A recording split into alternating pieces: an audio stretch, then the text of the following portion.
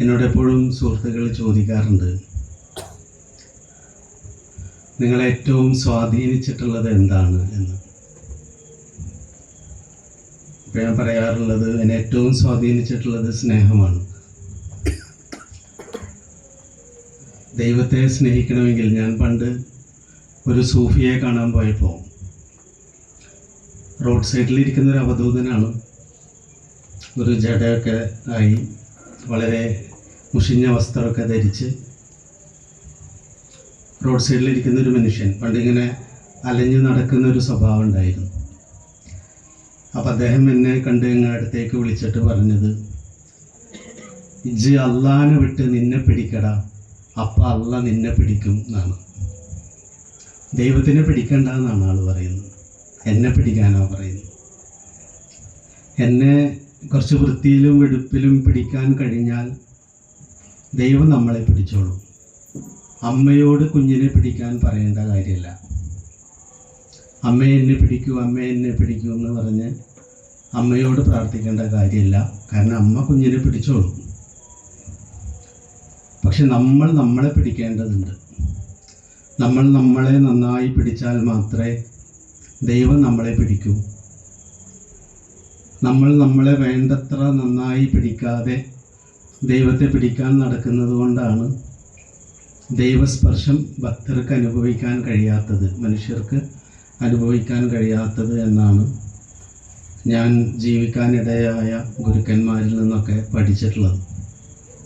അതുകൊണ്ട് എൻ്റെ ഗുരു നിത്യം എപ്പോഴും പറയും, തൻ്റെ അടുത്ത് താൻ വല്ല ആശ്രമമൊക്കെ എവിടെയെങ്കിലും തുടങ്ങുകയാണെങ്കിൽ ആരെങ്കിലും കാണാനായി വന്നാൽ നിൻ്റെ വേദാന്തമൊന്നും അവരോട് ആദ്യം പറയരുത്. ആദ്യം അവർ ഭക്ഷണം കഴിച്ചോ എന്ന് ചോദിക്കണം, അവർക്ക് നല്ല ചായ ഇട്ട് കൊടുക്കണം. നീ താമസിക്കുന്നത് നല്ലൊരു സ്ഥലത്താണെങ്കിൽ അവിടേക്ക് അവരൊക്കെ ഒന്ന് കൊണ്ടുപോയി കാണിക്കണം. ആ സ്ഥലമൊക്കെ തോളിലൊക്കെ ഒന്ന് കൈയിടണം, കൈയൊക്കെ ഒന്ന് ചേർത്ത് പിടിക്കണം. എന്നിട്ട് നിങ്ങൾ ഒരുമിച്ച് പ്രാർത്ഥനാ മുറിയിലോ മറ്റോ വന്നിരുന്ന് എന്ത് വേണമെങ്കിലും സംസാരിച്ചോളൂ. ആ സംസാരത്തിലൊക്കെ ഒരു ഹൃദ്യത ഉണ്ടാവും. നാരായണ ഗുരു പറയുന്ന പോലെ, വാദിക്കാനും ജയിക്കാനുമല്ല, അറിയാനും അറിയിക്കാനുമായിരിക്കണം അറിവ്. പക്ഷെ എന്തുകൊണ്ടാണ് നമ്മളുടെ അറിവ് വാദിക്കാനും ജയിക്കാനുമായിട്ട് മാറിയത് എന്ന് ചോദിച്ചാൽ, സ്നേഹമില്ലാത്തതുകൊണ്ടാണ്, സൗഹൃദമില്ലാത്തതുകൊണ്ടാണ്. ഒരു വലിയ ആശയം നമ്മൾ തർക്കിച്ച് സ്ഥാപിച്ചു എന്നതുകൊണ്ട് ആരും ജയിക്കുന്നില്ല.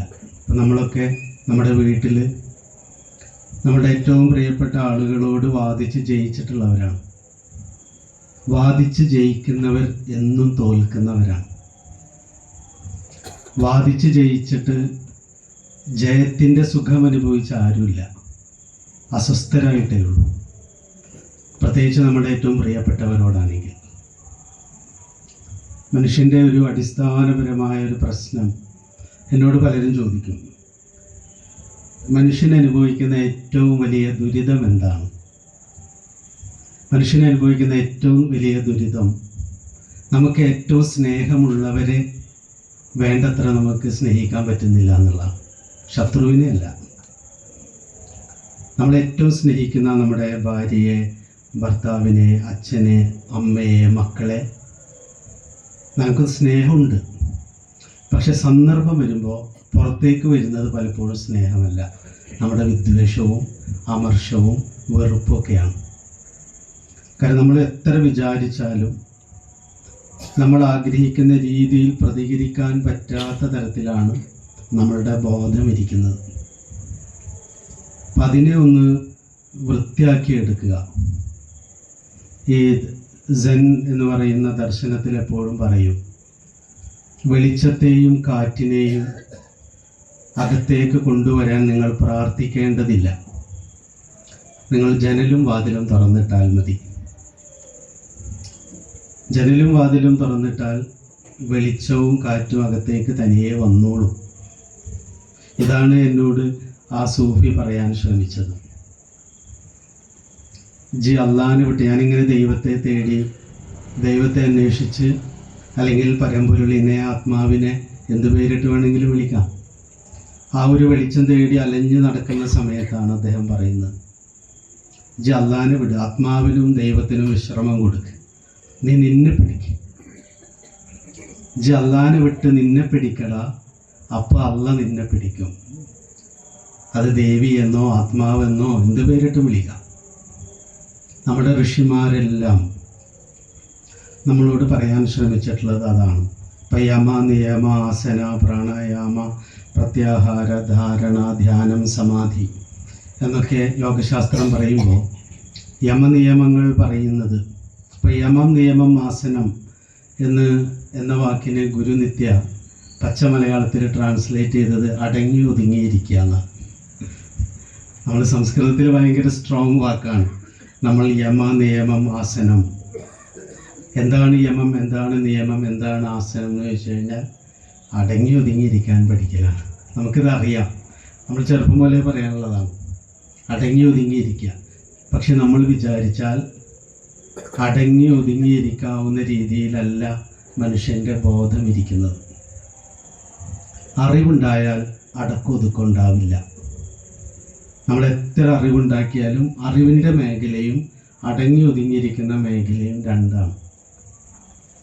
അതുകൊണ്ടാണ് അറിവ് കൊണ്ട് മാത്രം ഒരിക്കലും നമുക്ക് വെളിച്ചമുണ്ടാവില്ല, അലിവും കൂടി ഉണ്ടായാൽ മാത്രമേ വെളിച്ചമുണ്ടാവൂ എന്ന് പണ്ട് മുതൽ ഋഷിമാർ പറഞ്ഞിട്ടുള്ളത്. പക്ഷെ അലിവുണ്ടാവണമെങ്കിൽ എന്താണ് അലിവ് എന്ന് ചോദിച്ചാൽ, നമ്മളെ കേന്ദ്രമാക്കുന്നത് നിർത്തിയ ബോധാവസ്ഥയ്ക്ക് പറയുന്ന പേരാണ് അലിവ്. ഏതൊരു കാര്യം വരുമ്പോഴും നമ്മുടെ ബുദ്ധി ഏറ്റവും കൂടുതൽ ശ്രമിക്കുക നമ്മളെ ന്യായീകരിക്കാനാണ്. നമ്മൾക്കെല്ലാവർക്കും, ഞാനുൾപ്പെടെ നമ്മൾക്കെല്ലാവർക്കും നമ്മുടേതായ ശരിയുണ്ട്. നമ്മുടെ ഏറ്റവും പ്രിയപ്പെട്ടവരോട് ചേർന്നിരിക്കുമ്പോൾ പോലും നമ്മുടെ ശരി സ്ഥാപിക്കാനാണ് നമ്മൾ ശ്രമിച്ചുകൊണ്ടിരിക്കുക. എപ്പോഴാണോ നമ്മുടെ ശരിയിൽ നിന്ന് മാറി നിന്ന് നമ്മളോട് ചേർന്നിരിക്കുന്നവരുടെ ശരിയെ കാണാനുള്ള ഒരു മനസ്സ് നമുക്കുണ്ടാകുന്നത്, ആ മാനസികാവസ്ഥയ്ക്ക് പറയുന്ന പേരാണ് അലിവ്. നമ്മളെ മാറ്റി വയ്ക്കുക. പക്ഷെ നമുക്ക് ആ അലിവ് തീരെ ഇല്ലാത്തത് നമ്മുടെ ഏറ്റവും പ്രിയപ്പെട്ടവരോട്. നമ്മൾ ഏറ്റവും കൂടുതൽ തർക്കിക്കുന്നത്, ഏറ്റവും കൂടുതൽ നമ്മൾ തർക്കിച്ച് ജയിക്കുന്നത് നമ്മുടെ ഏറ്റവും പ്രിയപ്പെട്ടവരോടാണ്. ഇപ്പോൾ വാദിക്കാനും ജയിക്കാനുമല്ല, അറിയാനും അറിയിക്കാനുമാണെന്ന് നാരായണ ഗുരു പറയുമ്പോൾ ഏതെങ്കിലും അദ്വൈത ദർശനമോ ഏതെങ്കിലും തത്വചിന്തയോ അറിയാനും അറിയിക്കാനാണെന്ന് നമ്മൾ വിചാരിക്കരുത്. അതുമാത്രമല്ല, നമ്മുടെ വീട്ടിൽ 10 പേരുണ്ടെങ്കിൽ ആ 10 പേർക്കിടയിൽ എപ്പോഴും വാദിക്കലും ജയിക്കലുമേ ഉള്ളൂ. അച്ഛനമ്മ മക്കളോട് വാദിക്കുന്നു, മക്കൾ അച്ഛനമ്മമാരോട് വാദിക്കുന്നു, പ്രായമായവരോട് പ്രായം കുറഞ്ഞവർ വാദിക്കുന്നു. എല്ലാവർക്കും ജയിക്കണം, ഞാനാണ് ശരിയെന്ന് സ്ഥാപിക്കണം. ഒരിക്കൽ പോലും നമ്മൾ അപ്പുറത്തിരിക്കുന്നവരെ, എന്നെ ഒന്ന് മാറ്റി വെച്ചിട്ട് നമ്മളോട് ചേർന്നിരിക്കുന്നവരെ കൂടി ഒന്ന് കാണാനുള്ള ഒരു കണ്ണ്, അതിനാണ് തൃക്കണ്ണ് എന്ന് പറയുന്നത്. നമ്മൾ ശിവൻ്റെ തൃക്കണ്ണ് എന്നൊക്കെ പറയും. നമ്മളത് വലിയ സംഭവമായിട്ടാണ് പലപ്പോഴും വ്യാഖ്യാനിക്കുന്നത്. തൃക്കണ്ണാണ് നമുക്കില്ലാത്ത. നമുക്ക് 2 കണ്ണേ ഉള്ളൂ. ഒന്ന്, എന്തിനേയും ഇമോഷണലായി കാണുക, കരഞ്ഞു വിളിച്ച് കാണുക. ഏതൊരു ഇതുണ്ടായാലും ചുമ്മാ പരാതിയുടെയും പരിഭവത്തിൻ്റെയും ഒക്കെ വൈകാരികമായിട്ടുള്ള ഒരു ഭാവത്തോടു കൂടി ജീവിതത്തെ അനുഭവിക്കുന്നതിനെയാണ് ഒരു കണ്ണ് എന്ന് പറയുന്നത്. രണ്ടാമത്തെ കണ്ണ് എല്ലാം ചിന്തയിലൂടെ കാണുക, ന്യായം പറഞ്ഞ് കാണുക കാര്യങ്ങളെ. ഒരു കരുണയും സ്നേഹം ഉണ്ടാവില്ല, എല്ലാറ്റിനും നമുക്ക് ന്യായം ഉണ്ടാവും. നമ്മൾ പറയില്ല, എന്തിനും കണക്ക് പറയുന്ന ആൾക്കാർ, സ്നേഹത്തിന് പോലും കണക്ക് പറയും. ഇങ്ങനെ എന്തിനും കണക്ക് പറയുന്ന, എല്ലാം ബുദ്ധിയിലൂടെ ചിന്തയിലൂടെ മാത്രം കാണുന്ന ഒരു കണ്ണിൽ നമ്മളെപ്പോഴും പ്രവർത്തിക്കുന്നുണ്ട്. എന്തുണ്ടായാലും പരാതി, പരിഭവം, കരച്ചിൽ, ദുഃഖം, ആ രീതിയിൽ മാത്രം വൈകാരികമായിട്ട് കാണുന്ന ഒരു കണ്ണ്. ഇത് രണ്ടും വെച്ചിട്ടാണ് മനുഷ്യൻ ജീവിക്കുന്നത്. പക്ഷെ ഇത് രണ്ടും നമുക്ക് ആവശ്യമാണ്. പക്ഷെ ഇത് രണ്ടും കൃത്യമായ അളവിൽ ചേരുമ്പോൾ ഉണ്ടായി വരേണ്ടതാണ് വിവേകം എന്ന് പറയുന്നത്. ആ വിവേകത്തെയാണ് ശിവൻ്റെ തൃക്കണ്ണ് എന്ന് പറയുന്നത്. പക്ഷെ നമ്മൾക്ക് നമ്മുടെ ഏറ്റവും, ഞാൻ തുടക്കത്തിൽ പറഞ്ഞതുപോലെ, നമ്മളുടെ ഏറ്റവും പ്രിയപ്പെട്ടവരോട് ഇടപഴകുമ്പോൾ പോലും വിവേകം വർക്ക് ചെയ്യാറില്ല. ഒന്നുകിൽ വളരെ ഇമോഷണലായിട്ട് പ്രതികരിക്കും, അല്ലെങ്കിൽ വളരെ കാർക്കശ്യത്തോടെ വൈചാരികമായിട്ട് പ്രതികരിക്കും. വിവേകത്തോടെ നമ്മുടെ കുഞ്ഞുങ്ങളോടോ അച്ഛനമ്മമാരോടോ ഭാര്യമാരോടോ ഭർത്താക്കന്മാരോടോ പെരുമാറാൻ നമുക്ക് പറ്റുന്നില്ല. നമുക്ക് ആഗ്രഹമുണ്ട്, പക്ഷെ സന്ദർഭം വരുമ്പോഴൊക്കെ കൈവിട്ടു പോകും. ലോകത്ത് ദേഷ്യം പിടിക്കാൻ ആഗ്രഹിക്കുന്ന ഒരാളുമില്ല. ദേഷ്യം പിടിച്ച് പോവുകയാണ്, വെറുത്ത് പോവുകയാണ്, അസൂയപ്പെട്ട് പോവുകയാണ്. അപ്പം അതിനെ എങ്ങനെയാണ് നമുക്ക് ഇതെല്ലാം ഉണർന്നു വരുന്ന ആ ബോധത്തിൽ കുറച്ചൊരു വെളിച്ചവും തെളിമയും ഉണ്ടാക്കാൻ വേണ്ടിയാണ് നമ്മളുടെ ബോധത്തെ കുറച്ച് സമയത്തേക്കെങ്കിലും സ്വസ്ഥമായും ശാന്തമായും ഇരുത്താനുള്ള അന്തരീക്ഷം ഒരുക്കലിനെയാണ് സത്സംഗം എന്ന് പറയുന്നത്. അത് ഉപനിഷത്തുകളും അല്ലെങ്കിൽ അതുപോലെയുള്ള മഹത്തായ ഗ്രന്ഥങ്ങൾ പറയുന്ന സ്ഥലങ്ങളല്ല സത്സംഗം. അതുമാത്രമല്ല, ഏതൊരിടത്തിരിക്കുമ്പോഴൊക്കെയാണോ നമ്മൾ കേന്ദ്രമല്ലാതെ ഇരിക്കുന്നത്, അതിന് പറയുന്ന പേരാണ് സത്സംഗം. നമ്മളെ മാറ്റിവെക്കുന്ന എല്ലാ ഇടവും സത്സംഗമാണ്. അതൊരു പുഴയുടെ തീരത്ത് ചെന്നിരുന്നാലും, ഒരു പൂച്ചയുടെ കൂടെ ഇരുന്നാലും, ഒരു കുഞ്ഞിൻ്റെ കൂടെ ഇരുന്നാലും, എന്തിൻ്റെ കൂടെ ഇരുന്നാലും നമ്മുടെ ഉള്ളിലെ സദ്ഭാവത്തെ ഉണർത്താൻ സഹായിക്കുന്ന ഏത് ബന്ധവും സത്സംഗമാണ്. അതെന്തും ആവാം. നമുക്ക് ഇഷ്ടപ്പെട്ട സംഗീതം കേൾക്കുന്നതാവാം, ഉപനിഷത്ത് കേൾക്കുന്നതാവാം, ഭാഗവതം കേൾക്കുന്നതാവാം, ഖുറാനോ ബൈബിളോ കേൾക്കുന്നതാവാം, നമ്മുടെ പ്രിയപ്പെട്ട ഒരു സുഹൃത്തിനെ കാണുന്നതാവാം.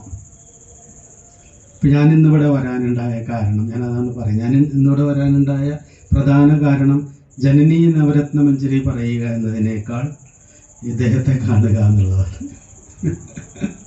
കാരണം എനിക്കത്ര ഇഷ്ടമാണ്. കുറേ നാളായി കണ്ടിട്ട് അദ്ദേഹത്തെ ഒന്ന് കാണണം, കുറച്ച് സമയം ഒന്നിച്ചിരിക്കണം. അതുപോലെ അദ്ദേഹം അത്രയും സാത്വികമായി വളരെ നിസ്വാർത്ഥമായിട്ട് ചെയ്യുന്ന ഒരു സത്കർമ്മത്തിൻ്റെ ഭാഗമാവണം. കുറച്ച് സമയം ഇരുന്ന് വളരെ സമാധാനത്തിലിരുന്ന് ഗുരുക്കന്മാർ പറഞ്ഞ വാക്കുകൾ ഒന്നിച്ചിരുന്ന് ചൊല്ലണം, അതിനെക്കുറിച്ച് എന്തെങ്കിലുമൊക്കെ പറയണം. അതൊക്കെ രണ്ടാമതും മൂന്നാമതും വരുന്നതാണ്.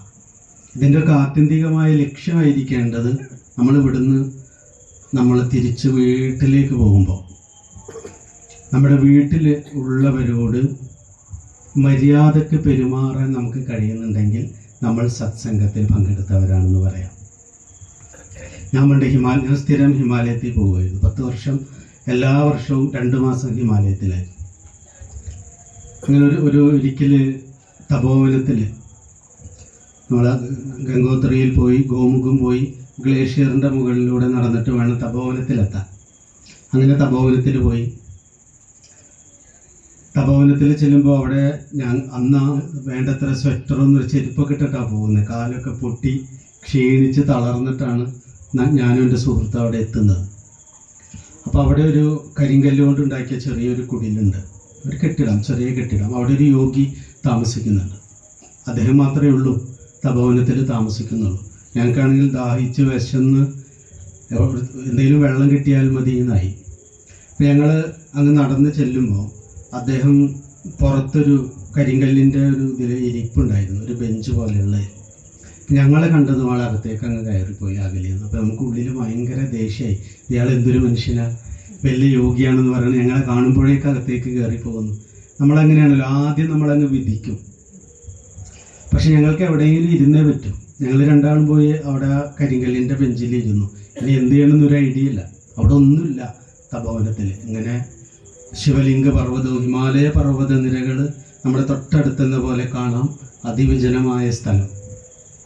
കുറച്ചു നേരം അവിടെ ഇരുന്നപ്പോൾ അദ്ദേഹം ഇറങ്ങി വന്നപ്പോൾ ഒരു പാത്രത്തിൽ 2 കപ്പ് ചായ, പിന്നെ ഈ കടല വറുത്തത്, പിന്നെ ചൂടുവെള്ളം, ഇതൊക്കെ ആയിട്ടാണ് വന്നത്. അപ്പോൾ ആൾ സംസാരിക്കുന്നൊന്നുമില്ല. ആൾ തന്നിട്ട് ആദ്യം ചൂടുവെള്ളം കുടിക്കാൻ പറഞ്ഞു, പിന്നെ ചായ കുടിക്കാൻ പറഞ്ഞു, പിന്നെ ആ കടല കഴിക്കാൻ പറഞ്ഞു. അത് കഴിഞ്ഞിട്ടൊരു പാത്രത്തിൽ കുറച്ച് ഇളം ചൂട് വെള്ളം. അദ്ദേഹം പറഞ്ഞു അതുകൊണ്ട് കാല് കഴുകിക്കോളാൻ പറഞ്ഞു. അപ്പോൾ കാലൊക്കെ പൊട്ടിയിട്ട് ചോര ഒക്കെ പൊടിയുന്നുണ്ട്. അപ്പോൾ കാലൊക്കെ കഴുകി. അപ്പോൾ ഞങ്ങൾക്ക് ആ കുറ്റബോധമായി. കാരണം ആദ്യം തന്നെ ഇയാൾ ഒന്നിനും കൊള്ളാത്ത ആളാണ് നമ്മൾ പറഞ്ഞു കഴിഞ്ഞു. നമ്മളെങ്ങനെയാണ് പെട്ടെന്ന് അങ്ങ് വിധിക്കും മനുഷ്യരെ. പിന്നെ അദ്ദേഹം ഞങ്ങൾ അകത്തേക്ക് കൊണ്ടുപോയി ഞങ്ങൾക്ക് കിടക്കാനുള്ള മുറി കാണിച്ചു തന്നു. അപ്പം മുറിയിൽ ഒരു കട്ടിലിൽ ഒരു ഇത്തരട്ടിക്ക് കമ്പിളി ഇട്ട് വെച്ചിട്ടുണ്ട്. ഒരു 20 കമ്പിളി ഉണ്ടാവും ഒരു കിടക്കയിൽ കട്ടിലിൽ. അപ്പോൾ ആൾ പറഞ്ഞ് 20 കമ്പിളിയും പുതച്ച് വേണം കിടന്നുറങ്ങാൻ, അല്ലെങ്കിൽ രാവിലെ എണീക്കുമ്പോൾ തണുത്ത് വിറച്ച് ചിലപ്പോൾ മരിച്ചു പോകും, അത്ര തണുപ്പായിരിക്കും രാത്രി. അപ്പോൾ നിങ്ങളിപ്പോൾ ഇനി എവിടെയൊക്കെ പോയി കണ്ടിട്ട് തിരിച്ചു വന്നോളൂ എന്ന് പറഞ്ഞു. അപ്പോൾ ഞങ്ങളതൊക്കെ കണ്ട് ഞങ്ങളവിടെ താമസിക്കുന്നതിനെ കുറിച്ച് ചോദിച്ചിട്ടൊന്നുമില്ല. അദ്ദേഹം ഇങ്ങോട്ടാണ് ഇതൊക്കെ പറയുന്നത്. ഞങ്ങൾ 2 ദിവസം അവിടെ താമസിച്ച് പോരുന്ന സമയത്ത് അദ്ദേഹത്തിൻ്റെ അടുത്ത് ചെന്നിട്ട് ഞങ്ങൾ സാധാരണ ഹിമാലയത്തിലേക്കൊക്കെ പോകുമ്പോൾ നമ്മൾ യോഗിമാരൊക്കെ കണ്ടാൽ എന്താണ് സാധന എന്ന് ചോദിക്കും. അങ്ങയുടെ സാധന വഴി എന്താണ്? അപ്പോൾ ചിലർ പറഞ്ഞ് ഞങ്ങൾ കർമ്മയോഗയാണ്, ജ്ഞാനമാണ്, അല്ലെങ്കിൽ ഭക്തിയാണ്, ഇങ്ങനെ പ്രാണായാമമാണ്, ഇങ്ങനെ പലതും പറയും. അപ്പോൾ അദ്ദേഹത്തോട് ചോദിച്ചു, ഞങ്ങൾ പോകുമ്പോൾ അദ്ദേഹത്തെ നമസ്കരിച്ച് ഇറങ്ങുന്ന സമയത്ത് ചോദിച്ചു, അങ്ങയുടെ സാധന എന്താണ്? അപ്പം ഞാൻ ജീവിതത്തിൽ ആദ്യമായിട്ട് കേൾക്കുന്ന ഒരു സാധന അദ്ദേഹം പറഞ്ഞു, മര്യാദയാണ് എൻ്റെ സാധന. അപ്പം എന്നോട് ഈ കാരമടയിൽ ഗുരുകുലത്തിൽ ഞാൻ താമസിക്കുന്ന സ്ഥലത്ത് വരുന്ന സുഹൃത്തുക്കളൊക്കെ ചോദിക്കും, ഇയാൾ ഹിമാലയത്തിൽ പോയിട്ട് എന്ത് മാറ്റമാണ് ഉണ്ടായത്, തൻ്റെ ജീവിതത്തിൽ എന്ത് മാറ്റമാണ് ഉണ്ടായത്? അപ്പം ഞാൻ പറയും, ഒരു മാറ്റം എനിക്കുണ്ടായിട്ടുണ്ട്. ആ മാറ്റം എന്ന് പറഞ്ഞാൽ, ഞാൻ ഹിമാലയത്തിൽ പോകുന്നതിന് മുൻപ് ആരെങ്കിലും ഒരു ഉച്ച സമയത്ത് ആശ്രമത്തിൽ വന്നാൽ ഞാൻ അവരോട് ചോദിക്കുമായിരുന്നു, ഭക്ഷണം കഴിച്ചിട്ടാണോ വന്നത്? പക്ഷെ ഞാൻ ഹിമാലയത്തിൽ പോയി യോഗിനെ കണ്ടുവന്നതിന് ശേഷം ഉച്ചയോടടുത്ത സമയത്ത് വീട്ടിൽ വന്നാലും ആശ്രമത്തിൽ വന്നാലും നേരെ അവരായിട്ട് അടുക്കളയിലേക്ക് പോകും. എന്നിട്ട് ചോറ് വിളമ്പുന്ന സമയത്ത് അവർ പറയും, ഞങ്ങൾ കഴിച്ചു എന്ന് പറയും. ഒരിക്കൽ പോലും ഭക്ഷണം കഴിച്ചിട്ടാണോ വന്നത് എന്ന് ആശ്രമത്തിൽ വരുന്ന ആരോടും ചോദിക്കാറില്ല. അത് എന്നിലുണ്ടായൊരു മാറ്റമാണ്. രണ്ടാമത്തെ മാറ്റം, ആരാശ്രമത്തിൽ വന്നാലും ഇന്ന് ഇവിടെ താമസിക്കുന്നുണ്ടോ എന്ന് ചോദിക്കാറില്ല. നേരെ അവർക്ക് മുറി കാണിച്ചു കൊടുക്കും. അവരെ നേരെ കൊണ്ടുപോയി മുറിയിൽ ഇവിടെ താമസിക്കാമെന്ന് പറയാം. അപ്പോൾ അവർ പറയില്ല, ഞങ്ങൾ താമസിക്കുന്നില്ല, ഞങ്ങളിന്ന് പോകുന്നതിനെ തിരിച്ചു പോകണമെന്ന് പറയും. കാരണം ഭക്ഷണം കഴിച്ചോ എന്ന് ചോദിച്ചാൽ കഴിച്ചില്ലെങ്കിലും കഴിച്ചു എന്നേ പറയൂ പലരും. ഇന്നിവിടെ താമസിക്കുന്നുണ്ടോ എന്ന് ചോദിച്ചാൽ താമസിക്കാൻ ആഗ്രഹമുണ്ടെങ്കിലും ഇനി എന്തെങ്കിലും ബുദ്ധിമുട്ടായാലോ എന്ന് കരുതി ഇല്ല എന്ന് പറയുന്നവരാണ് ഭൂരിഭാഗം. പക്ഷെ അതിൻ്റെ ഒരു സ്റ്റെപ്പ് മുമ്പോട്ട് കടന്ന് അവരോട് ചോദിക്കാതെ തന്നെ അവർക്ക് ഭക്ഷണം വിളമ്പി കൊടുക്കാനും താമസിക്കുന്നുണ്ടോ എന്ന് ചോദിക്കാതെ തന്നെ താമസിക്കാൻ സൗകര്യമൊരുക്കി കൊടുക്കാനും എന്നെ പഠിപ്പിച്ചത് ആ മഹാഗുരുവാണ്. അദ്ദേഹം ഒരു സംസ്കൃത ശ്ലോകം ചൊല്ലിയില്ല, ഒരു സാധനയും പറഞ്ഞില്ല. പക്ഷെ അത് പകർന്നു തന്നൊരു അറിവുണ്ട്.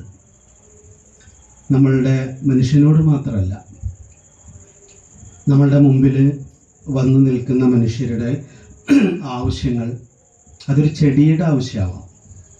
നമ്മുടെ വീട്ടുമുറ്റത്ത് ഉണങ്ങി നിൽക്കുന്ന ഒരു ചെടി, നമ്മൾ ഇറങ്ങി വരുമ്പോൾ ആ ചെടി ഉണങ്ങി നിൽക്കുന്നത് കണ്ടിട്ട് അതിന് ഒരു തുള്ളി വെള്ളം, ഒരു കപ്പ് വെള്ളം നമ്മൾ പകർന്നു കൊടുക്കുന്നുണ്ടെങ്കിൽ അതിന് പറയുന്ന പേരാണ് ദേവി ഉപാസന. ദേവി എന്ന് പറഞ്ഞാൽ പ്രകൃതി എന്നാണ്. മാനിഫെസ്റ്റ് ചെയ്ത നമ്മളിന്ന്, ഞാൻ ജനനീ നവരത്നമഞ്ജരിയാണ് കേട്ടോ പറഞ്ഞുകൊണ്ടിരിക്കുന്നത്, ശ്ലോകം ചെല്ലുന്നില്ല എന്നേ ഉള്ളൂ. ദേവിയെക്കുറിച്ചാണ് പറയുന്നത്. മാനിഫെസ്റ്റ് ചെയ്ത ആത്മാവിൽ പരമ്പൊരുളിൽ നിന്ന് നാമരൂപാത്മകമായി രൂപപ്പെട്ടു വന്ന എല്ലാം ദേവീ രൂപങ്ങളാണ്. ഒരാളെ എപ്പോഴാണ് ദേവി ഉപാസകനാവുക? എങ്ങനെയാണ് ഉപാസന? അടുത്ത് വസിക്കുക എന്നാണ് ഉപാസന എന്നുള്ള വാക്കിൻ്റെ അർത്ഥം. പ്രകൃതിയോട് അടുത്ത് വസിക്കുന്നതാണ് ദേവി ഉപാസന. എങ്ങനെയാണ് നമ്മൾ പ്രകൃതിയോട് അടുത്ത് വസിക്കുക? പ്രകൃതിയിലെ ചുറ്റും നമ്മൾ വീട്ടിൽ നിന്ന് പുറത്തിറങ്ങി, അല്ലെങ്കിൽ വീട്ടിൻ്റെ അകത്തു നിന്നും പുറത്തായാലും ശരി, മനുഷ്യനും മനുഷ്യേതരമായ ജീവജാലങ്ങളും നമ്മളുടെ ഏതെങ്കിലും ഒരു സപ്പോർട്ട് കിട്ടിയാൽ മാത്രം അതിന് ഉണരാൻ സാധ്യതയുണ്ട് എന്നറിഞ്ഞ് അത് ചെടിക്ക് ഒരു കപ്പ് വെള്ളം ഒഴിച്ചു കൊടുക്കുന്നതാവാം, വീട്ടുമുറ്റത്ത് വരുന്ന പൂച്ചയ്ക്ക് ഒരു നേരത്തെ ഭക്ഷണം കൊടുക്കുന്നതാവാം, നമ്മുടെ വീട്ടിലുള്ള വിഷമിച്ചിരിക്കുന്ന മനുഷ്യരുടെ അടുത്ത ആളുകളുടെ അടുത്ത് ചെന്ന് സാരില്ല, എന്തിനും നമുക്ക് പരിഹാരമുണ്ടാക്കാമെന്ന് നല്ലൊരു വാക്ക് പറയുന്നതാവാം, ലോക സമസ്ത സുഖിനോ ഭവന്തു എന്ന് ഹൃദയത്തിൽ കൈവച്ച് പ്രാർത്ഥിക്കുന്നതുമാവാം. ഇതിന് പറയുന്ന പേരാണ് ഉപാസന. യഥാർത്ഥത്തിലുള്ള ഉപാസന അതാണ് അദ്ദേഹം പറയാതെ പറഞ്ഞത് മര്യാദയാണ് എൻ്റെ സാധന എന്ന്. നമ്മൾ ദിവസവും കാണാതെ പോകുന്നതിലേക്ക് നമ്മളുടെ കണ്ണ് തുറക്കാനും കേൾക്കാതെ പോകുന്നതിലേക്ക് നമ്മളുടെ കാത് തുറക്കാനും അറിയാതെ പോകുന്നതിലേക്ക് നമ്മളുടെ ഹൃദയം തുറക്കാനും നമുക്ക് കഴിയുന്നതിനെയാണ് മര്യാദ എന്ന് പറയുന്നത്. ആരാണ് നല്ല മനുഷ്യൻ എന്ന ചോദ്യത്തിന് ഞാൻ കേട്ടിട്ടുള്ള ഏറ്റവും നല്ല ഉത്തരം, നമ്മുടെ വീട്ടിലുള്ള ഏറ്റവും പ്രായം കുറഞ്ഞ കുഞ്ഞിനോടും ഏറ്റവും പ്രായം കൂടിയ അപ്പൂപ്പനോടും അമ്മൂമ്മയോടും അതിനിടയിലുള്ളവരോടുമെല്ലാം തുല്യതയോടെ പെരുമാറുന്ന ആളാണ്. തുല്യതയോടെ കാണുന്ന ആളല്ല, തുല്യതയോടെ പെരുമാറുന്ന ആളാണ് നല്ല മനുഷ്യൻ. പക്ഷെ നമ്മൾ മനുഷ്യർ എപ്പോഴും തുല്യതയോടെ പെരുമാറാറ് നമുക്കൊപ്പമുള്ളവരോടും അതിന് മുകളിലുള്ളവരോടും മാത്രമാണ്. നമ്മളെപ്പോഴും മര്യാദ കാണിക്കുക നമ്മളുടെ ഒപ്പത്തിനൊപ്പമുള്ളവർ, അതിന് മുകളിലുള്ളവർ. അത് സമ്പത്തിലാവാം, പ്രശസ്തിയിലാവാം, പ്രായത്തിലാവാം, അധികാരത്തിലാവാം, ജാതിയിലാവാം, മതത്തിലാവാം, ദേശത്തിലാവാം. എന്തിനെങ്കിലും നമ്മളെക്കാൾ കുറവ് എന്ന് ഫീൽ ചെയ്താൽ നമ്മുടെ തലച്ചോറ് അവരെ മാനിക്കില്ല. ഇതൊരു മാനുഫാക്ചറിങ് പ്രോബ്ലമാണ് മനുഷ്യൻ്റെ. നമ്മളൊരു ഹൈറാർക്കിക്കൽ സ്പീഷീസ് ആയതുകൊണ്ട് നമ്മൾ എവല്യൂഷനൊക്കെ പഠിച്ചാൽ അത് മനസ്സിലാകും. നമ്മൾക്ക് ഒപ്പത്തിനൊപ്പമുള്ളവർക്ക് നമ്മൾ ഐ കോണ്ടാക്റ്റ് പോലും കൊടുക്കും, ശ്രദ്ധിച്ചാൽ അറിയാം. കുട്ടികളോട് റെസ്പെക്റ്റോടെ മുഖത്ത് നോക്കി സംസാരിക്കുന്നവർ കുറവാണ്. പ്രായമായവരോട് റെസ്പെക്റ്റോടെ കണ്ണിൽ നോക്കി സംസാരിക്കുന്നവർ കുറവാണ്. ഇടയ്ക്ക് വെച്ച് നമ്മൾ സംസാരം നിർത്തിക്കും, ശരി ശരി ശരി നമുക്ക് പിന്നെ ശരിയാക്കാമെന്ന് പറയും. എന്നാൽ നമ്മളുടെ ഒപ്പത്തിനൊപ്പമുള്ള ഒരാളോടും നമ്മളത് പറയാറില്ല. എത്ര സമയം വേണമെങ്കിലും നമ്മൾ കേട്ടിരിക്കും. കാരണം തുല്യതയോടെ മനുഷ്യരെ കാണുക എന്ന് പറയുന്നത് സ്വാഭാവികമായി നമ്മുടെ ഉള്ളിൽ അങ്ങനെ ഒരു ഫാക്കൽറ്റി ഇല്ല. അത് ഉണ്ടാക്കിയെടുക്കാൻ നമ്മൾ നിരന്തരം നമ്മളെ ഓർമ്മിപ്പിച്ചെടുത്ത് നമ്മളത് പ്രാക്ടീസ് ചെയ്യേണ്ടതുണ്ട്. അതുകൊണ്ടാണ് പണ്ട് ഋഷിമാർ ശ്രവണം, മനനം, നിധിധ്യാസനം എന്ന 3 വാക്ക് ഉപയോഗിച്ചത്. നമ്മൾ ഗണപതിയുടെ വലിയ ചെവി അതാണ്. നമ്മളുടെ തലവെട്ടി ഗണപതിയുടെ തല വെച്ചാലേ നമ്മൾ മര്യാദ ഉള്ളവരാവും. നമ്മുടെ തല അത്ര കൊള്ളില്ല. ഞാൻ പണ്ട് ഗുരുവിൻ്റെ കാൽക്കൽ നമസ്കരിക്കും ദിവസവും പോയിട്ട്. ഞാൻ ഗുരുവിൻ്റെ കൂടെ തന്നെയാണ് കിടക്കാറ്. അപ്പോൾ ദിവസം പോയി നമസ്കരിക്കുമ്പോൾ ഗുരു എന്നോട് പറയും, താൻ എന്തിനാടോ ദിവസവും എഗ്രിമെൻറ്റിൽ ഒപ്പുവെക്കുന്നതെന്ന് ചോദിക്കും. അപ്പം എനിക്കൊന്നും മനസ്സിലായില്ല. അപ്പോൾ ഞാൻ ഗുരുവിനോട് ചോദിച്ചു, ഗുരുവിൻ്റെ കണ്ണിലേക്ക് നോക്കി. അപ്പോൾ എന്ന് വെച്ചാൽ താൻ എന്തിനാണ് എൻ്റെ കാൽക്കൽ വന്ന് ദിവസവും നമസ്കരിക്കുന്നത്? നമ്മളാരും ഇതുവരെ ചോദിച്ചിട്ടൊന്നുമില്ല. നമ്മൾ കാലങ്ങളായിട്ട് മനുഷ്യർ ചെയ്യുന്നതുകൊണ്ട് നമ്മളും ചെയ്യുന്നു. എൻ്റെ കാലിൽ എന്തെങ്കിലും സ്പെഷ്യലായിട്ട് ഇരിപ്പുണ്ടാവും. താൻ എൻ്റെ കാലിലേക്ക് വരുമ്പോൾ എനിക്ക് പേടിയാണ്. കാരണം എൻ്റെ കാലിൽ നീരാണ്. തനിക്കാണെങ്കിൽ കാലിൽ തല കൊണ്ടെന്ന് വെച്ചാലേ സമാധാനം ഉണ്ടാവും. സാധാരണ ആൾക്കാർ കൈ തൊട്ട് നമസ്കരിക്കും. താനാണെങ്കിൽ ഞാനങ്ങ് സാഷ്ടാംഗം നമസ്കരിക്കും. കിട്ടുന്നതൊക്കെ അങ്ങ് പോരട്ടെ എന്ന് വിചാരിച്ചിട്ട്. നമ്മൾ ഈ വിനയം വേണമല്ലോ നമുക്ക്. അപ്പോൾ ഞാൻ തല കൊണ്ടുപോയിട്ട് ഗുരുവിൻ്റെ കാൽക്കിൽ വെക്കും. അപ്പോൾ ഗുരു പറയും, താൻ എന്നെ നമസ്കരിക്കാൻ വരുമ്പോൾ തന്നെ എനിക്ക് പേടിയാണ്. കാരണം എൻ്റെ കാലത്ര വേദനിക്കും. അതുകൊണ്ട് ഇത് എന്താണ് ഈ സംഭവം എന്ന് തനിക്കറിയോ? ഞാൻ പറഞ്ഞു, എനിക്ക് അറിയില്ല ഗുരു. താൻ തൻ്റെ തല എൻ്റെ കാലിൽ കൊണ്ടുവന്ന് വെക്കുമ്പോൾ പിന്നെ എത്ര ശരീരമുണ്ട്? ഞാൻ പറഞ്ഞു, 2 ശരീരം ഇല്ല, 1 ശരീരം.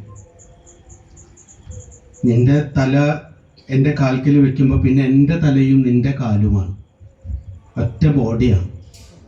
അപ്പം നീ എന്നോട് പറയാണ്, ഗുരു ഇത്രയും നാൾ എൻ്റെ തല പറയുന്നത് കേട്ടിട്ട് ഞാൻ സഞ്ചരിച്ചു, അത് എനിക്കൊരു സമാധാനവും തന്നില്ല. പക്ഷെ ഗുരുവിൻ്റെ ജീവിതത്തിലേക്ക് ഞാൻ നോക്കിയപ്പോൾ ഗുരു നല്ല സമാധാനത്തിൽ ജീവിക്കുന്നു. അപ്പം ഇനി ഞാൻ തീരുമാനിച്ചു, എൻ്റെ തലയെ സറണ്ടർ ചെയ്യണം. എൻ്റെ തല പറയുന്നത് പോലെ ഞാൻ ജീവിച്ചിട്ട് എനിക്കൊരു സ്വസ്ഥതയും കിട്ടിയിട്ടില്ല. അതുകൊണ്ട് ഇനി ഗുരുവിൻ്റെ തല പറയുന്നത് പോലെ എൻ്റെ പാദങ്ങളെ ചലിപ്പിച്ച് ഞാൻ ജീവിച്ചു കൊള്ളാമെന്നുള്ള എഗ്രിമെൻ്റാണ് നമസ്കരിക്കൽ. അങ്ങനെ തന്നെ എപ്പോഴെങ്കിലും ആലോചിച്ചു? ഞാൻ പറയില്ല, ഞാനിത് ആദ്യമായിട്ടാണ് കേൾക്കുന്നത്. ആ തലയ്ക്ക് പറയുന്ന പേരാണ് ഗണപതിയുടെ തല. നമ്മുടെ തല വെട്ടിയിട്ടാണല്ലോ ഗണപതിയുടെ തല വെച്ചിട്ടുള്ളത്. ആ തലയ്ക്ക് കുറേ പ്രത്യേകതയുണ്ട്. ചെവി നമ്മളെ പോലെയല്ല, കുറച്ച് വലുതാണ്. കണ്ണ് വളരെ ചെറുതാണ്. തുമ്പിക്കൈക്ക് മൂക്കിന് കുറച്ച് നീട്ടം കൂടുതലാണ്. ഇത് ഓരോന്നും വളരെ സിംബോളിക്. പണ്ട് നമ്മുടെ ഋഷിമാരൊക്കെ കാര്യങ്ങളൊക്കെ വളരെ സിംബോളിക്കായിട്ട് പറയുന്നു. അപ്പം എന്താണ് മര്യാദ എന്നുള്ളതാണ്. ഇപ്പം ഞാൻ ആ തപോവനത്തിലേക്ക് കയറി ചെല്ലുമ്പോൾ ആ യോഗി നേരെ മുറിയിലേക്ക് എണീറ്റ് പോയപ്പോൾ ഉടനെ ഞാൻ ദേഷ്യം പിടിക്കുക ചെയ്തു. എന്തുകൊണ്ടാണ് ദേഷ്യം പിടിച്ചത്? എൻ്റെ കണ്ണുകൊണ്ട് കണ്ടതിനെ അങ്ങനെ തന്നെ ഞാൻ വ്യാഖ്യാനിച്ചു. കണ്ടില്ല, നമ്മളെ കണ്ടപ്പോൾ ആൾ ഉള്ളിലേക്ക് കയറിപ്പോയി. ഇയാൾ എന്നാണ് ഉള്ളിൽ വരുന്നത്. ഇയാൾ എന്തൊരു യോഗ്യ. ഇവരൊക്കെയാണോ യോഗിമാർ, കള്ളസ്വാമിമാർ? ഇതൊക്കെ ഉള്ളിൽ വരുന്നത്. അപ്പോൾ ഗണപതി നമ്മളോട് പറയുകയാണ്, കണ്ടതിനെ അപ്പടി വിധിക്കരുത്. കണ്ടതിനെ കുറച്ച് സമയം കൊടുത്ത് ഉള്ളിലിട്ട് വിശകലനം ചെയ്ത് സമയം കൊടുത്ത് ഉറപ്പ് വരുത്തിയതിന് ശേഷം മാത്രമേ വിധിക്കാവൂ. അതാണ് ഗണപതിയുടെ കുഞ്ഞു കണ്ണ്. അതേപോലെ തന്നെ വലിയ ചെവിയാണ്. ചെറിയ ചെവിയല്ല, വലിയ ചെവിയാണ്. നമ്മളൊന്നും ഭാരതീയ ദർശന പ്രകാരം ശ്രവണം എന്ന് പറഞ്ഞാൽ കേൾക്കൽ മാത്രമല്ല. കേൾക്കൽ ശ്രവണത്തിൻ്റെ ഒരു ഭാഗം മാത്രമാണ്, ഏറ്റവും ബാഹ്യരൂപം മാത്രമാണ്. യഥാർത്ഥത്തിൽ കേൾക്കുക എന്ന് പറഞ്ഞാൽ ശ്രവണം, മനനം, നിധിധ്യാസനം, ഇത് മൂന്നും ചേരുമ്പോൾ മാത്രമേ ഒരാൾ കേൾക്കുന്നുള്ളൂ. ഞാനിവിടെ പറഞ്ഞുകൊണ്ടിരിക്കുന്നു, പറയുന്ന ഞാനും ആഗ്രഹിക്കുന്നുണ്ട്. ഈ പറയുന്നതൊക്കെ കേൾക്കുന്നു എന്നാണ് ഞാൻ വിശ്വസിക്കുന്നത്. ഞാനിന്ന് പറയുന്നതൊക്കെ കേൾക്കുന്നു എന്നാണ് നിങ്ങളും വിശ്വസിക്കുന്നത്. പക്ഷെ ഋഷി പറയുന്നു നമ്മൾ കേട്ട് തുടങ്ങിയിട്ടേ ഉള്ളൂ എന്നാണ്. ഈ കേൾവി പൂർത്തിയാവുന്നത്, ശ്രവണം പൂർത്തിയാകുന്നത് ഞാൻ ഇവിടുന്ന് ഇറങ്ങി വഴിയിൽ 4 ആളെ കണ്ട് വർത്താനം പറഞ്ഞ് അപ്പുറത്ത് പോയി അടുത്തൊരു വ്യവഹാരത്തിലേക്ക് പ്രവേശിക്കുമ്പോഴേക്കും ഈ പറഞ്ഞതെല്ലാം മറന്നുപോകും. ഞാനും മറക്കും, നിങ്ങളും മറക്കും.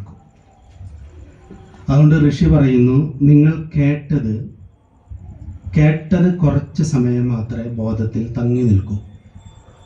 മറ്റ് വിഷയങ്ങൾ നിരന്തരം ബോധത്തിൽ വന്ന് ആ കേട്ട വെളിച്ചം നിറഞ്ഞ വാക്കിനെ മറച്ചു കളയും. അതുകൊണ്ട് നമ്മളൊരു കാര്യം കേട്ടാൽ അത് ഏതെങ്കിലും തരത്തിൽ നമ്മുടെ ഉള്ളിൽ വെളിച്ചം നിറച്ചിട്ടുണ്ടെങ്കിൽ ഇത് കൊള്ളാം, ഇത് ജീവിതത്തിന് സമാധാനം തരാൻ സഹായിക്കും എന്ന് നമുക്ക് ഫീൽ ചെയ്തിട്ടുണ്ടെങ്കിൽ നമ്മൾ അതിനെ വീണ്ടും വീണ്ടും ഉരുവിട്ടുറപ്പിക്കണം. നമ്മൾ തന്നെ നമ്മളോടത് പറഞ്ഞുകൊണ്ടിരിക്കണം.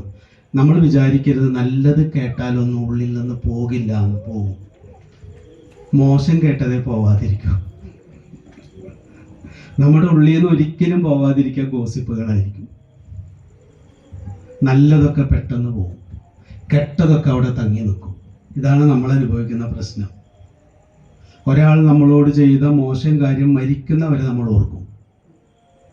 ചെയ്ത നല്ല കാര്യം ഒരു ചെറിയ തെറ്റ് ചെയ്യുമ്പോൾ നമ്മൾ മറന്നു പോവുകയും ചെയ്യും.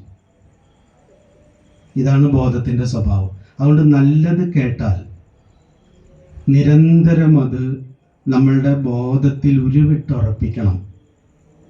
അതുമാത്രം പോരാ, കുറച്ചെങ്കിലും അത് ജീവിതത്തിൽ പ്രാക്ടീസ് ചെയ്യണം. നിധിധ്യാസനം എന്ന് പറയുന്നത് പ്രാക്ടീസാണ്, അത് പ്രാവർത്തികമാക്കണം. ഇപ്പം നമ്മളിവിടെ അലിവിനെ കുറിച്ച് സംസാരിച്ച് പോകുമ്പോൾ ഒരു ദിവസമെങ്കിലും ഒരു ഉണങ്ങിയ ചെടിക്കെങ്കിലും 1 കപ്പ് വെള്ളമെങ്കിലും നമ്മുടെ പറമ്പിൽ പകർന്നു കൊടുക്കാൻ കഴിഞ്ഞാൽ ഇവിടെ കേട്ട ശ്രവണം പൂർത്തിയായി എന്ന് പറയും. ഇതിനെയാണ് ഗണപതിയുടെ വലിയ ചെവി എന്ന് പറയുന്നത്. പിന്നെ മൂക്ക്, മര്യാദകളാണ്. നമ്മളെ മര്യാദ പഠിപ്പിക്കുക. മനുഷ്യൻ്റെ ഒരു സ്വഭാവം, ഇപ്പം ഒരു മനുഷ്യ കുഞ്ഞിൻ്റെ അടുത്ത് നമ്മൾ കുറേ ഭക്ഷണ സാധനങ്ങൾ ഒരു സ്ഥലത്ത് വെച്ചു എന്ന് കരുതുക. കുറച്ച് മാംസം, കുറച്ച് കരിമ്പ്, കുറച്ച് മണ്ണ്, കുറച്ച് കല്ല്, കുറച്ച് മലം, പലതും ഇങ്ങനെ ഒരു സൈഡിൽ വെച്ചു. എന്നിട്ടൊരു ആനക്കുഞ്ഞിനെ അങ്ങോട്ടേക്ക് വിടുക. ആനക്കുഞ്ഞ് എന്ത് ചെയ്യും? പോയിട്ട് തുമ്പിക്കൈ കൊണ്ട് തപ്പും. ഓരോന്ന് തപ്പി തപ്പി തപ്പി തപ്പി അതിനാവശ്യമുള്ളത്, കൃത്യം അതിന് വേണ്ടത് എടുത്ത് കഴിക്കും. ഒരു നായക്കുഞ്ഞാണെങ്കിലും നേരെ പോയി മണത്ത് മണത്ത് മണത്ത് നോക്കി അതിനാവശ്യമുള്ളത് കഴിക്കും. മനുഷ്യക്കുഞ്ഞാണെങ്കിലും ആദ്യം കണ്ടത് വായിലിടും. കല്ലാണെങ്കിൽ കല്ല്, മലമാണെങ്കിൽ മലം. ലോകത്ത് മറ്റെല്ലാ ജീവികളും അത് തപ്പി തപ്പി മണത്ത് മണത്ത് നോക്കി അതിന് വേണ്ടത് മാത്രം കഴിക്കുമ്പോൾ മനുഷ്യക്കുഞ്ഞിന്, നമ്മളെപ്പോഴും നമ്മുടെ കുട്ടികൾ മുറ്റത്തിറങ്ങിയാൽ എന്താ നോക്കാറ്? കല്ലെടുത്ത് വായിലിടുന്നുണ്ടോ, മണ്ണെടുത്ത് വായിലിടുന്നുണ്ടോ എന്നാ നോക്കുക. കാരണം എന്താ? മറ്റ് ജീവികൾക്കെല്ലാം തൻ്റെ ശരീരത്തിന്, തൻ്റെ ബോധത്തിന് എന്താണ് വേണ്ടത് എന്ന സോഫ്റ്റ്വെയർ ഉറച്ചു കിട്ടിയ ജീവികളാണ്. നമുക്കതില്ല. അതുകൊണ്ടാണ് നമുക്ക് ശിക്ഷണം ആവശ്യമായിട്ടിരിക്കുന്നത്. നമ്മളെന്തിനാണ് ഇത്രയും പ്രായമായിട്ടുണ്ട് നമുക്കെല്ലാവർക്കും. എനിക്ക് 54 വയസ്സ് കഴിഞ്ഞു. ഇപ്പോഴും ഞാൻ വന്നിരുന്ന് എങ്ങനെ നന്നായി ജീവിക്കാമെന്ന് പഠിച്ചുകൊണ്ടിരിക്കും. സമാധാനം ഉണ്ടാവാൻ എങ്ങനെ ചിന്തിക്കണം, എങ്ങനെ പറയണം, എങ്ങനെ പ്രവർത്തിക്കണമെന്ന് നിരന്തരം ആലോചിക്കുകയും ചിന്തിക്കുകയും ചെയ്തുകൊണ്ടിരിക്കുകയാണ് ഇപ്പോഴും. ഇപ്പോഴും നമുക്ക് ഉറച്ചു കിട്ടിയിട്ടില്ല. എപ്പോഴും നമ്മൾ കൺഫ്യൂസ്ഡ് ആണ്. അതുകൊണ്ട് ഋഷി അല്ലെങ്കിൽ ഗണപതി നമ്മളോട് പറയുന്നത്, കൺമുമ്പിൽ വന്നു നിൽക്കുന്നതിനെ മുഴുവൻ അപ്പടി വിഴുങ്ങുന്ന സ്വഭാവം നിർത്തണം. നമ്മുടെ മുൻപിലുള്ള, നമ്മളെ ആകർഷിക്കുന്ന എന്ത് വിഷയങ്ങൾ നമ്മുടെ മുമ്പിൽ വന്നു നിന്നാലും, അത് ആത്മീയമാവാം ഭൗതികമാവാം എന്തുമായിക്കൊള്ളട്ടെ, എന്ത് വിഷയം നമ്മുടെ മുമ്പിൽ വന്നാലും മനസ്സ് ആദ്യം പറയുക അത് സ്വന്തമാക്കിക്കോ എന്നാണ്. മനസ്സിന് കൺമുമ്പിലുള്ളത് മുഴുവൻ സ്വന്തമാക്കുക എന്നുള്ളതാണ് മനസ്സിൻ്റെ ഒരു സ്വഭാവം. ഇത് എനിക്ക് വേണോ വേണ്ടയോ എന്ന് ചിന്തിക്കുക എന്ന് പറയുന്ന സ്വഭാവം നമുക്കില്ല. മനുഷ്യൻ അടിസ്ഥാനപരമായി ചിന്തിക്കുന്ന ജീവിയല്ല. ചിന്തിക്കാനുള്ള കഴിവ് കൂടി ഉണ്ട് എന്നേ ഉള്ളൂ. ബ്രെയിനിനെ കുറിച്ച് ആഴത്തിൽ പഠിച്ചിട്ടുള്ള ആളുകൾ പറയുന്നത്, ചിന്ത എന്ന് പറയുന്നത് ബ്രെയിനിലെ ഒരു ആഡഡ് എബിലിറ്റി പോലെയാണ് ഫങ്ഷൻ ചെയ്യുന്നതെന്ന്. നമ്മൾ ഫോളോ ചെയ്യുന്ന ജീവിയാണ്. ഇപ്പം ഞാൻ ഒരിക്കലും ചോദിച്ചിട്ടില്ലല്ലോ, ഒരു ഗുരുവിനെ പോയി നമസ്കരിക്കുമ്പോൾ എന്തിനാണ് നമസ്കരിക്കുന്നത്, ഈ കാൽക്കൽ പോയി നമസ്കരിക്കുന്നതെന്ന് ഞാൻ എന്തുകൊണ്ട് ചോദിച്ചില്ല. ഞാൻ അന്വേഷകനാണ്. ഞാനൊരു അന്വേഷകനായതിൻ്റെ ഭാഗമായിട്ടാണല്ലോ ഗുരുവിൻ്റെ അടുത്ത് പോയിട്ടുള്ളത്. ഏതൊരു കാര്യം നമ്മൾ ചെയ്യുമ്പോൾ, വിളക്ക് കത്തിക്കുമ്പോൾ, അല്ലെങ്കിൽ ഗുരുക്കന്മാരുടെ ഫോട്ടോയുടെ മുമ്പിൽ പൂക്കൾ കൊണ്ടിടുമ്പോൾ, ക്ഷേത്രത്തിൽ എന്തിനാണ് പോകുന്നത്, എന്തിനാണ് വിഗ്രഹാരാധന, എന്തിനാണ് നാമം ചൊല്ലുന്നത്, എന്താണ് അതിൻ്റെ ഗുണം എന്താണ്, അതെങ്ങനെയാണ് ചെയ്യേണ്ടത്, അതിൻ്റെ പിന്നിലുള്ള മനഃശാസ്ത്രം എന്താണ്, ഇതൊന്നും ആലോചിച്ചിട്ടോ ചോദിച്ചിട്ടോ ചിന്തിച്ചിട്ടോ മനസ്സിലാക്കിയിട്ടോ അല്ല നമ്മളിതൊന്നും ചെയ്യാറ്. വീട്ടുകാർ ചെയ്തുകൊണ്ടിരുന്നത് നമ്മളും ചെയ്തു. ഒരാൾ കൃഷ്ണഭക്തയാവുന്നത്, അല്ലെങ്കിൽ ഒരു മുസ്ലിം ആകുന്നത്, ഹിന്ദു ആകുന്നത്, ക്രിസ്ത്യാനി ആകുന്നത് അതിൽ പറയുന്ന വേദപുസ്തകങ്ങൾ പഠിച്ചിട്ടോ മനസ്സിലാക്കിയിട്ടോ അല്ല, അവിടെ വന്ന് ജനിച്ചതുകൊണ്ട് മാത്രമാണ്. ഒരു ഹിന്ദു കുടുംബത്തിൽ വന്ന് ജനിച്ച ആൾ അമ്പലത്തിൽ പോകും, ഒരു മുസ്ലിം കുടുംബത്തിൽ വന്ന് ജനിച്ച ആൾ പള്ളിയിൽ പോകും, ഖുർആൻ പഠിക്കും. ഖുർആൻ പഠിച്ചിട്ടല്ല ആരും മുസ്ലിം ആയത്, ബൈബിൾ പഠിച്ചിട്ടല്ല ആരും ക്രിസ്ത്യാനി ആയത്, ഭഗവത്ഗീത പഠിച്ചിട്ടോ ഉപനിഷത്തോ പഠിച്ചിട്ടോ അല്ല ഒരാൾ ഹൈന്ദവ സംസ്കാരത്തിൻ്റെ ഭാഗമായത്. വന്ന് ജനിച്ചുപോയി. പക്ഷെ എന്നാൽ അതൊന്ന് ചിന്തിച്ച് മനസ്സിലാക്കി കളയാം എന്ന് തീരുമാനിക്കുന്നവരുണ്ടോ എന്ന് ചോദിച്ചു കഴിഞ്ഞാൽ വളരെ കുറവാണ്. കാരണം നമ്മൾ ചിന്തിക്കുന്നവരല്ല. അതുകൊണ്ട് ഗണപതി പറയുന്നു, ജൈവികമായി നമ്മൾ കൺമുമ്പിലുള്ളതൊക്കെ സ്വന്തമാക്കണമെന്ന് ആഗ്രഹിക്കുന്നവരാണ്. എന്തും അങ്ങനെ സ്വന്തമാക്കിയിട്ട് ഒരു സ്വസ്ഥതയും അനുഭവിക്കാത്തവരുമാണ്. എന്തൊക്കെ നമ്മൾ സ്വന്തമാക്കിയിട്ടുണ്ട്. സ്വന്തമാക്കുന്നതിലൂടെ സമാധാനം അനുഭവിച്ച ഒരാൾ പോലും ചരിത്രത്തിലുണ്ടായിട്ടില്ല. സമാധാനം കൊടുക്കുന്നവർക്ക് മാത്രമേ ഉണ്ടാവുള്ളൂ. സമാധാനത്തിൻ്റെ ഒരു ഫിലോസഫി തന്നെ, മനഃശാസ്ത്രം തന്നെ, എവിടെയാണോ നമ്മളിലുള്ളത് ഒരാളുമായി നമ്മൾ പങ്കുവെക്കുന്നത്, അപ്പോൾ നമ്മളുടെ ഉള്ളിലുണ്ടാകുന്ന അവസ്ഥയ്ക്ക് പറയുന്ന പേരാണ് സമാധാനം. ഇപ്പം സ്നേഹം, എൻ്റെ ഉള്ളിൽ ഒരുപാട് സ്നേഹം വന്ന് നിറഞ്ഞു. എൻ്റെ ഉള്ളിലെ സ്നേഹം ഞാൻ അനുഭവിക്കണമെങ്കിൽ അത് പകർന്നു കൊടുക്കാൻ ഒരാളെങ്കിലും ഉണ്ടാവണം. പകർന്നു കൊടുക്കുമ്പോൾ മാത്രം ഫീൽ ചെയ്യുന്നതാണ് സ്നേഹം. നമ്മളിങ്ങനെ ഉള്ളിൽ സ്നേഹം നിറച്ചു വെച്ചിട്ട് നമ്മുടെ മക്കളുടെ അടുത്തേക്കോ, ഭർത്താവിൻ്റെ അടുത്തേക്കോ, ഭാര്യയുടെ അടുത്തേക്കോ, സുഹൃത്തുക്കളുടെ അടുത്തേക്കോ, ഒരു പൂച്ചയുടെ അടുത്തേക്കോ നമ്മൾ നമ്മളുടെ സ്നേഹമായിട്ട് ചെല്ലുകയാണ്. അവരെല്ലാവരും പറയണം, നിങ്ങളുടെ സ്നേഹം ഞങ്ങൾക്ക് വേണ്ട. ഒരാൾക്കും നമ്മളുടെ സ്നേഹം വേണ്ട എന്ന് പറഞ്ഞാൽ നമുക്ക് സ്നേഹം അനുഭവിക്കാൻ പറ്റില്ല, നിർജീവമായിരിക്കും. സ്വീകരിക്കാൻ ഒരാൾ ഉണ്ടായാൽ മാത്രം സജീവമാകുന്ന അനുഭവത്തിന് പറയുന്ന പേരാണ് സ്നേഹം. സ്വീകരിക്കാൻ ഒരാളില്ലെങ്കിൽ പാതി വെന്ത അപ്പമാണ് ഒരാളുടെ ഉള്ളിൽ നിറയുന്ന സ്നേഹം. ഒരിക്കലും നമുക്ക് അനുഭവിക്കാൻ പറ്റില്ല.